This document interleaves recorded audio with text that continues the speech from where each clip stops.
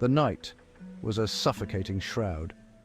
The fog, thick and heavy, clung to the French countryside. Visibility was reduced to a few meters at most.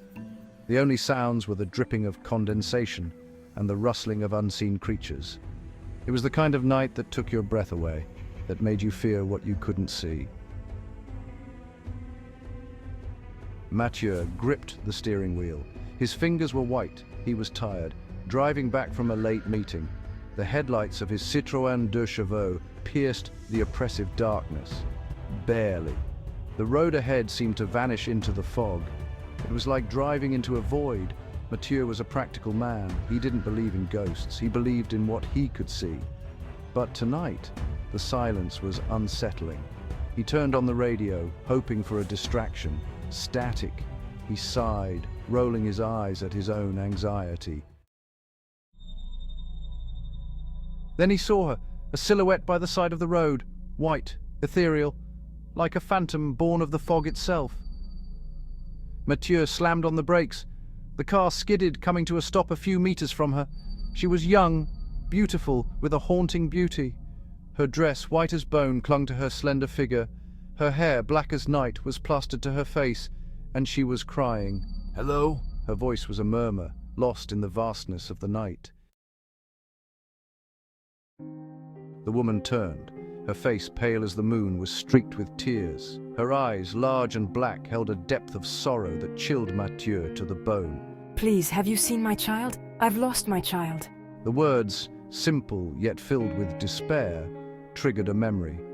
Mathieu had heard stories about this road, campfire stories whispered in hushed tones, the legend of the lady in white, a woman in white eternally searching for her lost child. They said she appeared on foggy nights, luring unsuspecting travelers to their doom. He tried to speak, to ask her what she meant, but the words caught in his throat.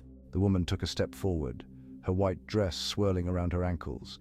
He could see the despair in her eyes, the raw pain that seemed to emanate from her very being. Then, as quickly as she had appeared, she was gone. Mathieu stood frozen in stunned silence, his heart pounding in his chest. The fog seemed to close in on him, suffocating, oppressive. He shook his head, trying to banish the image of the woman from his mind. It was just the fog, playing tricks on his eyes. It had to be. But even as he told himself it wasn't real, a part of him couldn't shake the feeling that he had just witnessed something truly unsettling. He had to know. He put the car in gear and continued on his way, the image of the weeping woman etched in his mind. The fog began to dissipate. Mathieu could see the blurry silhouette of trees, their branches like skeletal fingers reaching for the sky. In the distance, he saw lights, car headlights.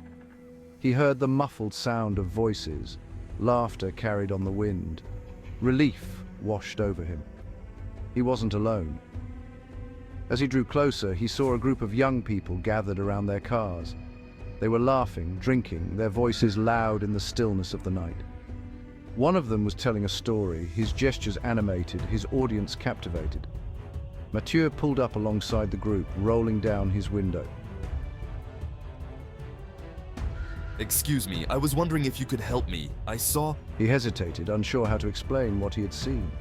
The group fell silent, turning to face him. Their faces, illuminated by the car headlights, were a mixture of curiosity and amusement. "Did you see a ghost?" A girl with bright red hair laughed, taking a swig from her bottle. The others chuckled. Mathieu felt a chill run down his spine. He knew what they were thinking. He was just another traveler, spooked by the fog and the legend. "You know, they say the lady in white haunts this road." That's when Mathieu saw her, the woman in white, standing at the edge of the trees, her white dress glowing in the darkness. Her eyes, filled with an unspeakable sadness, were fixed on the group of youth. Laughter died in their throats. "No, it's not possible." The red-haired girl gasped, her eyes wide with terror. The woman in white took a step forward, her movements slow and deliberate.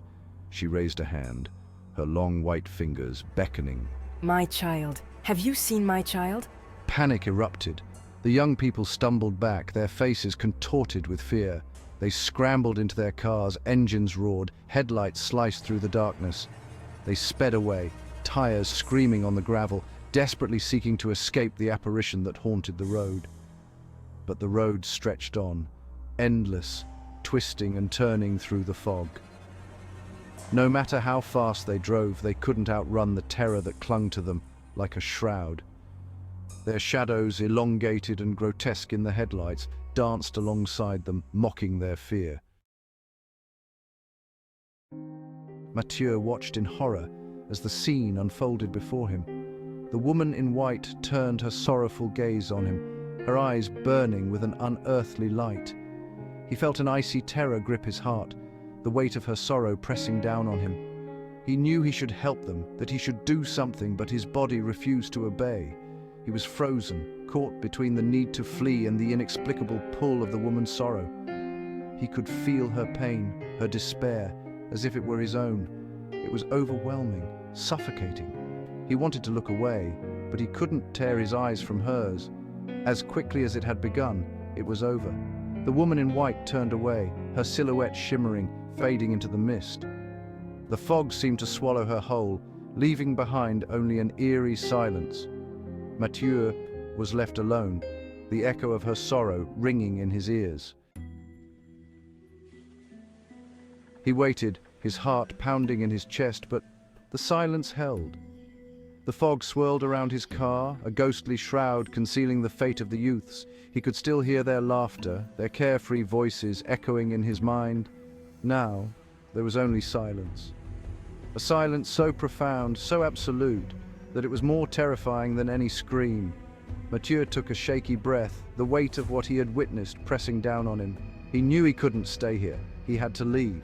He put the car in gear and drove away, his hands trembling on the steering wheel. He didn't look back. The fog clung to him, a tangible reminder of the terror he had witnessed. He drove through the night. The image of the woman in white seared into his mind. He knew he would never forget that night, the night he encountered the legend of the lady in white, the night the fog held its breath and whispered a tale of sorrow and loss. The legend lived on, a chilling reminder of the darkness that lurked beneath the surface of the mundane. It whispers on the wind, a cautionary tale told in hushed tones. Some dismissed it as mere superstition, a ghost story to frighten children. But there were others, like Mathieu, who had looked into the eyes of the lady in white and seen the reflection of their own mortality. They knew the truth.